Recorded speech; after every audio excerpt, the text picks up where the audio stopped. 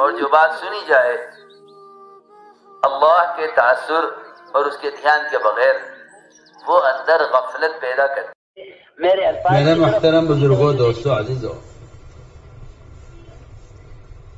انسان کے چہرے کا نور اور اس کی رونق وہ کسی دوا سے، وہ کسی علاج سے نہیں ہے۔ یہ بھی نہیں کہ آدمی خوش رہے تو چہرے پر رونق ہو، یہ بھی نہیں۔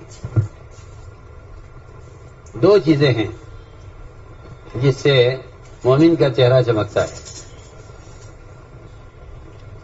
ایک پہلی چیز، جو لوگ جتنا لایانی کاموں سے اور لایانی باتوں سے بچتے ہیں ان کا چہرہ اتنا ہی زیادہ منور اور اتنا ان کا چہرہ چمکتا ہوا رہتا ہے۔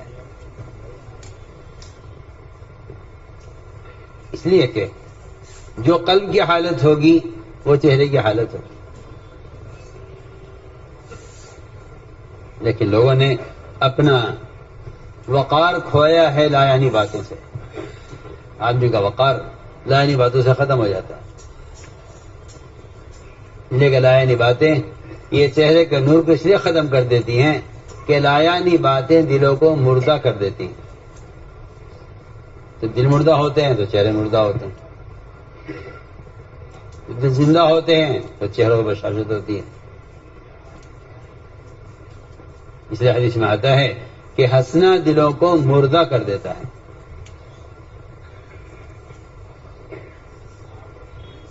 زیادہ ہنسنا دلوں کو مردہ کر دیتا ہے، حدیث کا مفہوم ہے۔ ان کثرۃ الضحک تمیت القلوب۔ اور ہنسنا جو ہوتا ہے وہ لایانی باتوں سے ہنسنا ہوتا ہے۔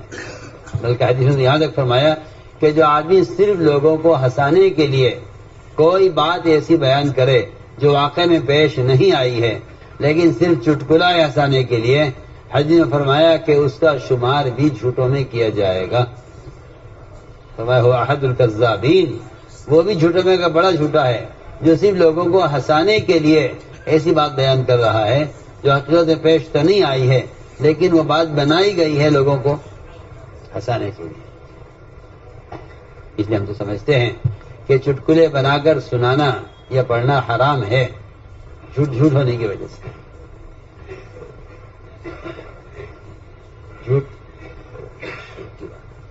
جس طرح جھوٹ بولنا حرام ہے اس طرح کوئی چٹکلا بیان کرنا بھی حرام ہے اگر وہ واقعے میں پیش نہیں آیا ہے اور آپ صرف ہنسانے کے لیے اس کو بیان کر رہے ہیں تو وہ بھی جھوٹ میں شمار کیا جائے گا۔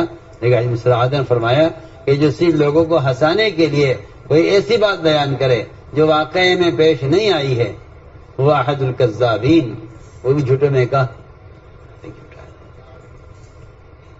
کوئی ایسی بات جو واقعے میں پیش آئی ہے اور وہ بات فحش بات نہیں ہے تو ایسی بات کے بیان کرنے میں سے ہنسنا خلاف سنت نہیں ہے۔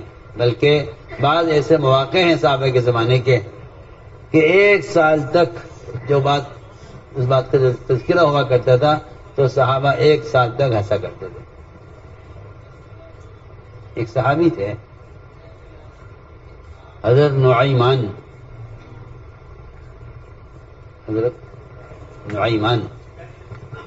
وہ ایسے سے کام کرتے رہتے تھے لوگوں کو ہنسانے کے کام کرتے رہتے تھے۔ تو بعض کام تو ایسے کر گزرے وہ کہ اگر آج کوئی ایسا وہ کام کر لے تو آپس میں خون خرابہ ہو جائے، فساد ہو جائے، جھگڑا ہو جائے، اور وہ لوگوں کو ہنسانے کے لیے ایسے مذاق کر لیا کرتے تھے۔ ابوبکر صدیق رضی اللہ تعالیٰ کے ساتھ سفر میں نکلے، نعیمان اور سویبق اور ابوبکر صدیق رضی اللہ، تینوں سفر میں۔ نعیمان کو بھوک لگی، نعیمان نے کہا بھائی کھانا کھلا دے۔ اس نے کہا نہیں، جب تک امیر صاحب نہیں آ جائیں گے اجازت نہیں دیں گے، کھانا نہیں کھلائیں گے، پہلے امیر کی اجازت ہوگی تب کھانا ہوگا۔ میں کہا مجھے بھوک لگی ہے، مجھے کھلا دیں۔ نعیمان کو سوجی شرارت، انہوں نے ایک قافلہ گزر رہا تھا وہاں سے، بھائی کہاں بات ہے، ہمارے پاس بہت سمجھدار، بڑا عقل مند، بہت ہوشیار، بہت مضبوط، بہت طاقتور غلام ہے، اگر کسی کو خریدنا ہو۔ تو کہاں ہے کہ یہ سہیب، یہ غلام ہے بڑا مضبوط، بڑا چست، بہت ہوشیار۔ کتنے کا ہے کہ 10 اونٹ یہاں چھوڑ دو، اسے لے جاؤ۔ وہ بڑے خوش ہوئے کہ بھائی 10 اونٹوں میں اگر ایک غلام مل رہا ہے اچھا تو سستا ہے۔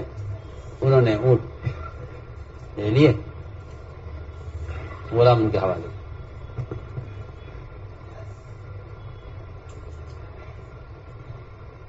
بھیج دیے ان کو اونٹوں کے بدلے۔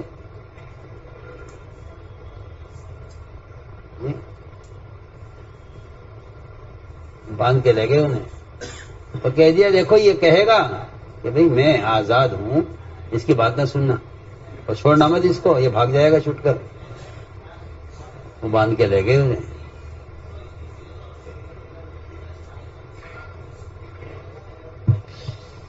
بہت انہوں نے کہا بھائی میں تو آزاد آدمی ہوں، مذاق کر رہے کہ نہیں نہیں، ہمیں پہلے ہی پتہ چل گیا تم جھوٹ بولتے ہو اور تم چھوٹنے کے لیے کر رہے ہو۔ انہیں اچھی طرح باندھا رسی سے، لے گئے۔ حضرت صدیق تشریف لائے، پوچھا سہیب کہاں ہے؟ کہ جی وہ تو کوئی بات پیش آ گئی۔ کیا بات پیش آ گئی؟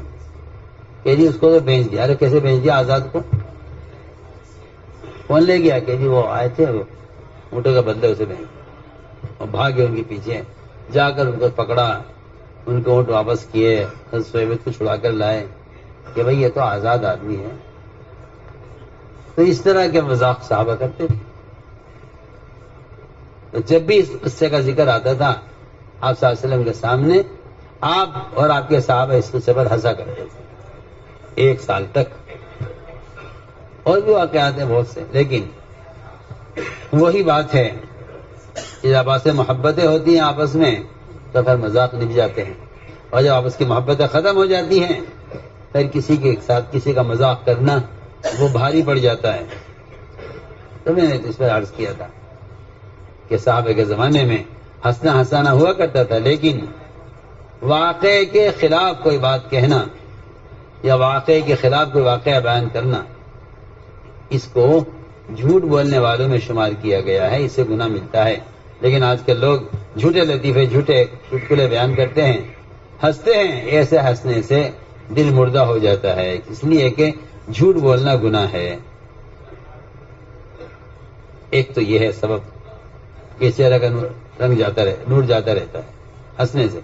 دوسری بات یہ ہے کہ جو لوگ اپنے دلوں میں مسلمانوں کی طرف سے کینہ رکھتے ہیں یا حسد رکھتے ہیں اور جن کو صاف نہیں ہوتا مسلمانوں کی طرف سے، ایسے لوگوں کے چہرے سے بھی نور ہٹا لیا جاتا ہے۔ چنانچہ ابو دجانہ رضی اللہ تعالی عنہ بیمار تھے اور بیماری میں چہرہ چمک رہا تھا، حالانکہ آدمی کا چہرہ بیماری کے اندر مرجھا جاتا ہے، بے رونق ہو جاتا ہے۔ زید بن اسلم کہتے ہیں کہ ابو دجانہ کے پاس ہم داخل ہوئے، وہ بیمار تھے، وہ ان کا چہرہ چمک رہا تھا۔ ان سے پوچھا گیا آخر کیا بات ہے، آپ بیمار ہیں، آپ کا چہرہ بیماری میں چمک رہا ہے، کیا وجہ ہے؟ فرمانے لگے کہ میری زندگی کے اعمال میں سے کوئی عمل اتنا بھروسے کا نہیں ہے جتنے 2 عمل میرے پاس بھروسے کے ہیں۔ 2 عمل میرے پاس، میری پوری زندگی کے 2 اعمال میرے بھروسے کے ہیں۔ تمام اعمال میں 2 اعمال کی وجہ سے مجھے آخرت میں کامیابی کا بھی بھروسہ ہے اور میرا چہرہ چمک رہا ہے اس 2 اعمال کی وجہ سے۔ ایک بات تو یہ ہے کہ میں لائنی باتیں نہیں کرتا،